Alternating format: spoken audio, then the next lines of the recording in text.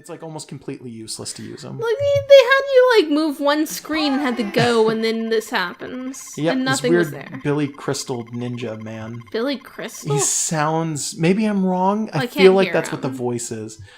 So if I'm really, really lucky, this character will go into a specific animation at the very beginning, and I will be able to absolutely ruin him in like 3 seconds. But I've had that happen once, and I don't know if I will ever get it to happen again. In my realm of black disaster, there is but one puppet master. This guy is up his own ass. Yeah. He's some kind of weird ninja man, and he plays with the dark around him. So here's what we're gonna do. Oh, no! No, bad one. It's not the one I want, but I might still be able to work this out really fast. Yeah, so he makes shadow puppets out of guns and then shoots using them. Yeah. And his it's body actually kind of a cool His concept. body looks nothing like the shadow puppets that they're meant to represent. Yeah. Though. But it's a cool concept, like, visually, but it's weird. Yeah. So, real ratings banana. Start your VCR. Bonanza. Did I say banana? You said banana. Start your VCRs, I say though. potato. Like, this was during the era of VCRs. Yeah, I miss those days. So that's his final The shadow good days. puppet. And he lets out that weird Joker laugh. I don't know why. It's kind of creepy. It feels to me like this game is made of all of the theoretical wouldn't it be cool if boss fight concepts, and they threw them together and tried to make them make sense. Some of them work really well, some of them don't, and none of them seem related to each other. I wouldn't be surprised if this game was kind of like an enormous joke, but also not. Because it's played super serious, but at the same time, there's a lot of stuff in here that just feels like comedy and gag stuff. Yeah. This character's a really good example of that, Yeah. even. So That other guy was named Faust. Yeah. So Faust was defeated, and now we get to come in here and, I don't know. Probably fight this one. So, wrong side of the tracks. Yeah, I feel like not that this game is for comedy, but this game is a an exercise in video game theory. It was like, well, what if this would work? What if this would work? We need to field test this concept of a bunch of different things. It worked for a certain extent, and it's nice. Buxom Bunny Bimbet. Because she thinks that's really like a person. It's a cardboard cutout. So, Mirage. Oh, and there we go. So, immediately got to do this. Yep. And there's the real person. It's like a toast or something? Yeah, it's somebody kind of looking like maybe they're partly toast. And they continue to use the head there. Reflector! A big winner! So that was just me reflecting the lucky shot back, because that is like the biggest thing that she has, and it's really like it hits hard. I'm just gonna throw her up here so I can hit her a bit.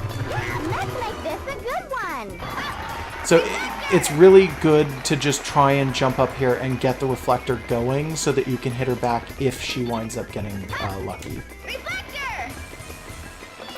Uh-oh. What is that? Ah, shoot. That was a red that was a red hit instead of a blue one. Let's make this a good one! Yeah. I hope health comes out of this soon. Yeah, it'll do that sometimes. It'll give you health or Give me anything. energy.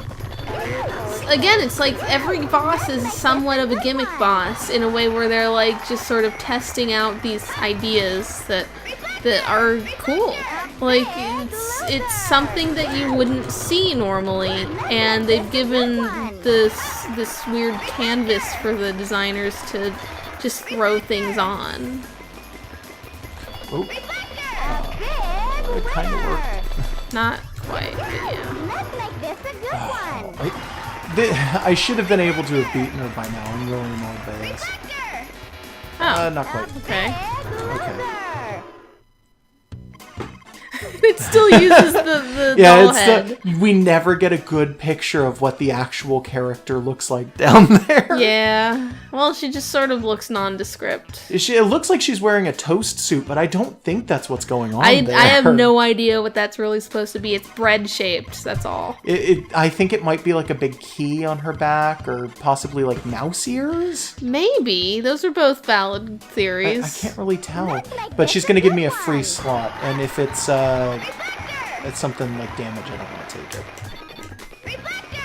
Okay, Oh, good. it's nothing. Just a big loser. Yep. Die. I love the walk cycle where it has to kind of waddle back and forth to get anywhere. Yep. So yeah. Thanks for playing. I am gonna buy health because I have just enough to buy health. That's actually pretty Like lucky. exactly the right amount, and I'm at about 50%, so a third should bring me up to 75, hopefully.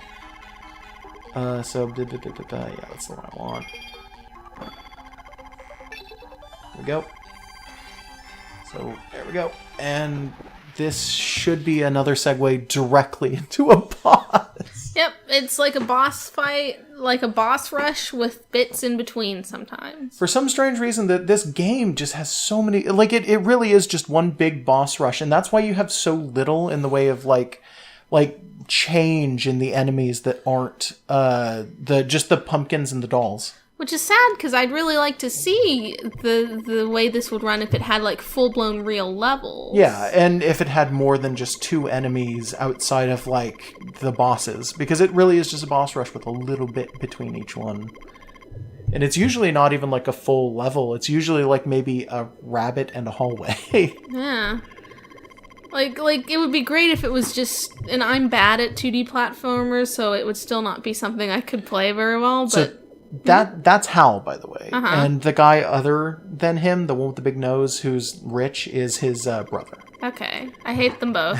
But, like, I would like to see just a full-blown, like, levels where you got the gimmick where it's like you turn different ways and you can grab things and throw them and then shoot them. Like, it would be cool, but I'm bad at those, and I'm especially bad at the bosses. I tried playing this once, and it's hard. Like, the way Josh is making it look like it's kind of easy, it's like, it's not.